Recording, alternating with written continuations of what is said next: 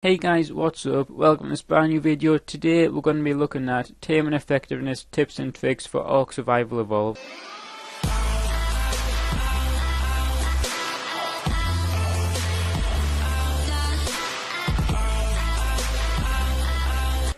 If this video helps you at all, be sure to leave a like down below, and also if you want, drop a comment. I'll read and reply to every single one of them. Now then, we're going to start off with the most common thing which the majority of people know about, and that is you can actually use multiple different weapons just to knock out the dinosaur you're trying to knock out. And these can be a slingshot, a wooden club, electric prod, tranquilizer arrows, and also a tranquilizer dart which can be put inside of a long neck rifle, but it will have a higher damage result depending on which weapon that you use to shoot them with.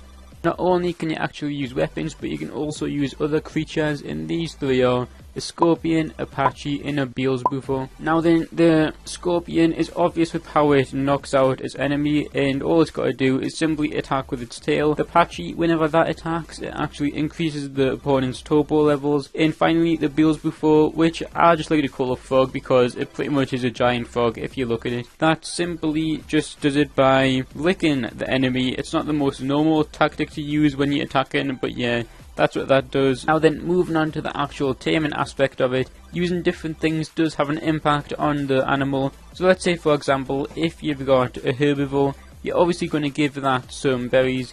However, if you force feed them, then that means that the unconscious level will start to drop down. Not only that, but the effectiveness will too drop down. If a creature actually does have its preferred food inside of its inventory, then once its hunger starts to drop down too much, then it will begin to eat that preferred food. It will just completely ignore other types of food which is inside of its inventory, so keep that in mind. As you most likely know, narco berries and also narcotics do increase the turbo levels, but if you want to know exactly how much they increase it by, then one narco berry increases it by 8 points over a time of 3 seconds, and then a narcotic increases it by 40, and that takes 16 seconds, so it's a bit longer. But also it does increase it a lot more, so I would say personally that it is really worth it. Let's move straight on to the taming effectiveness. Once the creature has been knocked out, it will start off with 100%. However, as time goes on, it will start to slowly drop, and the way I can drop is, let's say if you force feed it or whatever, then that will cause it to drop further down. And not only that, but if you hurt it, then it will also make it significantly drop down. As I said last time about the preferred food, it's always good to have the preferred food for that dinosaur, and that is because the taming effectiveness won't actually drop down how much it significantly would if you didn't have that sort of food. If you also don't even have any sort of narco berries or narcotics, and you do want to increase the turbo levels, then what you can do is, say if you've got a slingshot or whatever, then you can hit it with that device.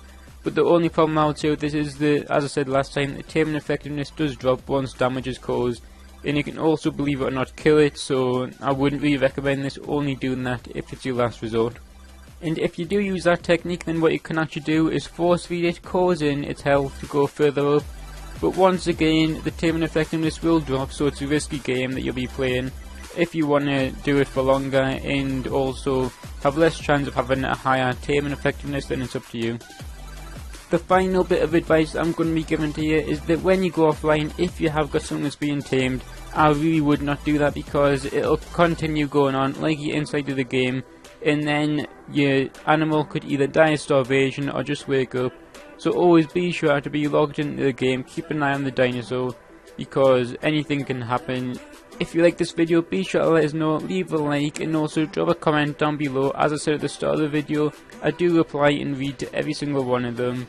And maybe subscribe, it's up to you. It really does help a lot and motivates us.